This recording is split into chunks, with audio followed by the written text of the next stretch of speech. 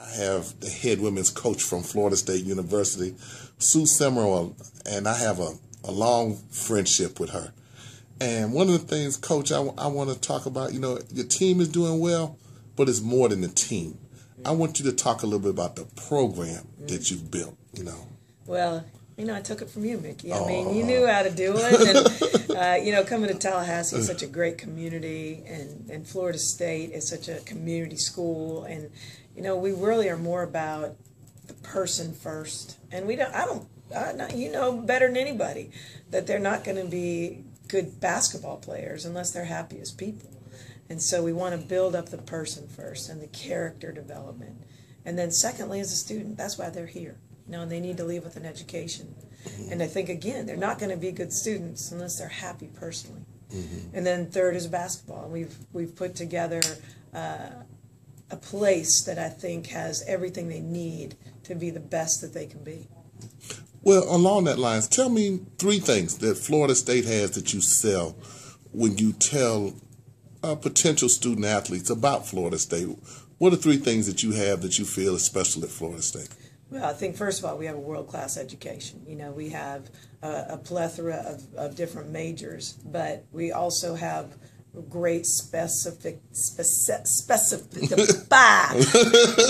I can't say the word, but we can be very specific, okay, and what they want. And then I think secondly is we have a world-class athletic department. You know, when you think about it, and you think of the national championships that come out of here, you know, in the fall, I think it was maybe 30-1 our sports were. It was crazy.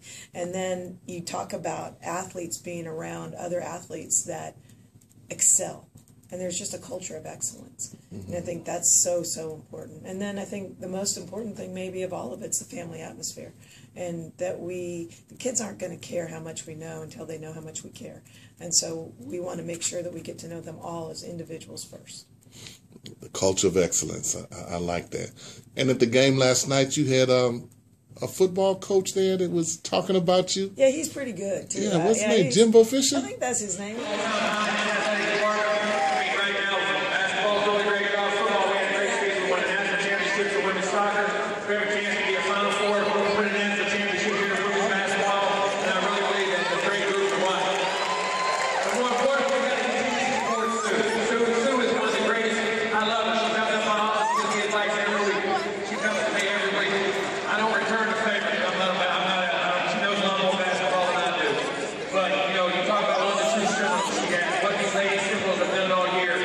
March 16th now, when the selection show comes, we will have it right here in Tucson. We need to pack this place for her. Show her support of what we got. But more importantly, is being able to do it in the first 2 rounds of the tournament. We host right here. This team had a chance to be a very special team in the tournament. As I said, we got a great coach. We need to support it. Thank you all very much. One more time for Jimbo Fisher. He does a pretty good job with his culture of excellence, and he's a good friend and really been somebody who I talk to a lot, has been very supportive of what we're doing. You know, we share stories, we make sure that we're understanding how we can all better every program at Florida State. And, you know, he's just such a cool fan as well as being a great colleague. And he seemed like that yesterday. He talked about how you come to his office all the time, want him to come to the game. He said you like to try to give him advice. And he said, I don't know enough basketball to tell her, but she's always giving me advice. Well, and, you know, I think, too, it's advice and both of us back and forth as far as how to be good leaders. You know, it's not just about the sport, but also about a leadership aspect of what good coaches have. One of the things we always talk about on the show is the fact that championships are actually won by the administration. The administration gives and allows coaches to be able to succeed by giving them the tools and things that they need to be successful. How has your administration done that for you over the years? Well, I mean, you were in the arena last night. And, you know, finally we have an arena that Florida State can call their own, a basketball arena that we put a lot of money into renovating, and now is a real basketball big-time arena. And that's part of the administration's role is facilities and what they do to give you that staffing, to be able to pay your coaches market value. Those things are huge, to be able to have a budget that you can go out and recruit the kind of players that you need. So all those things, our administration has been tremendous. Stan Wilcox has done a great job in this in his 2 years at Florida State already. Mm-hmm. Well, during your tenure here, you know, it took a while for you to get it going with the level of consistency you have.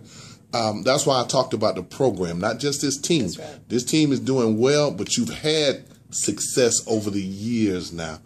Go back, Coach, and tell us where you really kind of had what you thought was a signature win for your program.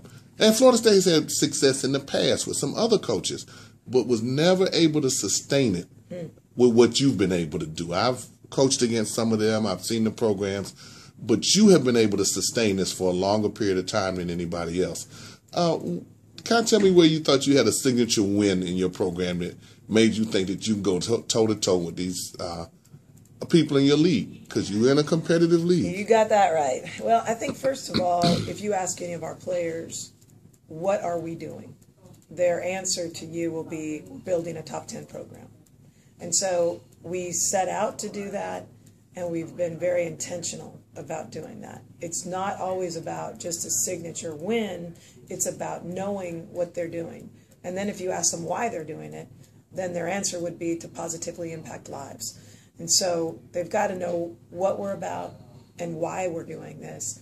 And so I think over the years, we've built a culture that now reflects the program side of it. I think going back to 2001, when we went to our first NCAA tournament, I look at the growth that we had over those years to get there. And then to be able to win in the first round that year was tremendous. And then even in that year, beating Duke at Duke and being able to do those things were a big deal. Now it's more expected. And, certainly we're not playing a name on a jersey anymore. Hopefully people are playing our name on the jersey now and not the other way around. Well, you've kind of gone from being the hunter to the hunted. Yeah. And that comes with a certain degree of success. If you don't have that success, then people don't really get up to play you like that. But once you start to have the success that you've had, Coach, when they see you, they're like, uh-oh, here comes FSU. We got to bring our A game. How do you sell that in terms of getting your girls prepared? There's so many things you have to do, but, you get up for a big game, but now people look at you like the big game. Yeah, it's interesting, too. I remember one of the associate athletic directors here years ago saying, okay, now you've had success. It's harder to sustain success than it is to build success. And I don't think that's true. I think it's the other way around. I think our hard work in the trenches early on was so grueling that now you don't want to have to do that all over again. And so, we really keep a single-minded approach to every single game and every single practice. I think our kids may know that we're ranked in the top 10 in the country, but that's not our goal. Our goal is to build a top 10 program, not a top 10 team. Mm-hmm. And so we talk about that all the time, not about the wins or the records or any of that, but what it takes to be a top 10 program. You segue and have rivalry games. And as coaches, we always say, we have that coach speak and, all games are the same and da-da-da-da-da. But in reality, they're not. And when you play Florida, it's not the same as playing somebody else. Right. How do you prepare them for those type of games, especially for the kids who might not understand what the rivalry is? Your veterans know. Well, that's it. I mean, it's your veterans that have to pass down that legacy, and it's not something that I build up anymore. Mm-hmm. It used to be because I needed some type of edge, to try to beat the rivals in our state. Now it's the players in the program, and we treat it like any other game. Oh, but Coach, I like that honesty. That was about as honest an answer I think I could ever ask for. And the kids, and I guess that's where your senior leadership handles certain things for you. Absolutely. that you don't have to handle. How has your senior leadership been for you for this team? Oh, it's been tremendous. I mean, Lauren Coleman is a 5-year senior, been with us since day one, battled injuries, has persevered. People have watched her persevere, watched her go from not playing with a red shirt injury year to playing 30 minutes a game sometimes last year to again coming off of the bench and playing sparingly. So now, you look at someone like her and what she's meant to our program, and then you look at Megan Conwright, who comes in as a 5th-year senior, who's transferred, who's played only 1 year, but she's also had a lot of big-time experience, and she's more vocal. So those two together have been fabulous. One of the things on this show that we're talking about is basketball cold in the Sunshine State. And the fact that Florida is known for having outstanding athletes, especially in football, track, the outdoor sports. It takes a while for us to get that same type of athlete in basketball. What is your perception? And you, the Lady Seminoles are not cold. They're burning up. They're burning up the Sunshine State. So what has been key for you in terms of being the program to be able to maintain the level of excellence that you've done in a state that's really not known for having excellent basketball players, great athletes, right? But not great basketball players. I think it's important that you put great athletes around skilled players, and so that combination of the two, I think, makes for a great team. And so we really try to recruit with that intentionality. And I love having the type of athletes that we have in this state. We also have some great skill players in this state. But if we don't have one or the other, then that's when we'll look to go elsewhere to make sure that we complement one another and become a great team. What would you like to see happen that might make basketball better in the state of Florida? Well, I think in every state, even, I think more fundamentals. I think right now there's a lot of young players that are playing the game, but not a lot that are working on their game.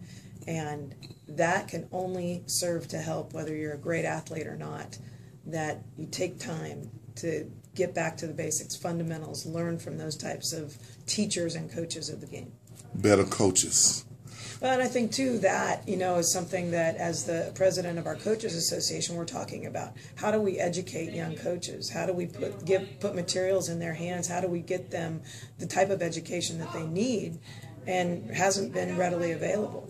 And so we're working on that as we speak.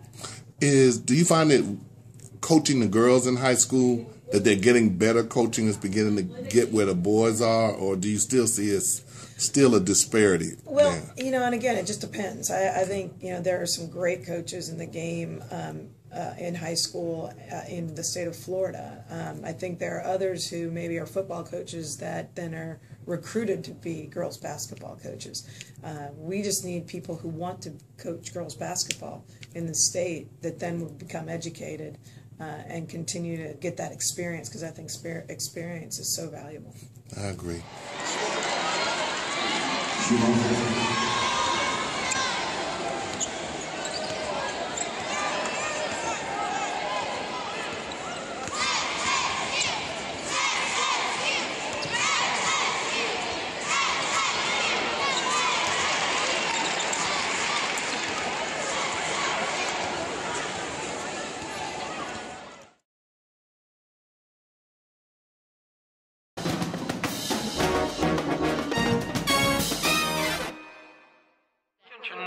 Stay up to date with the latest from Insights. Visit our website at insights.com. 2 I's in the middle, INSIIGHTS.com.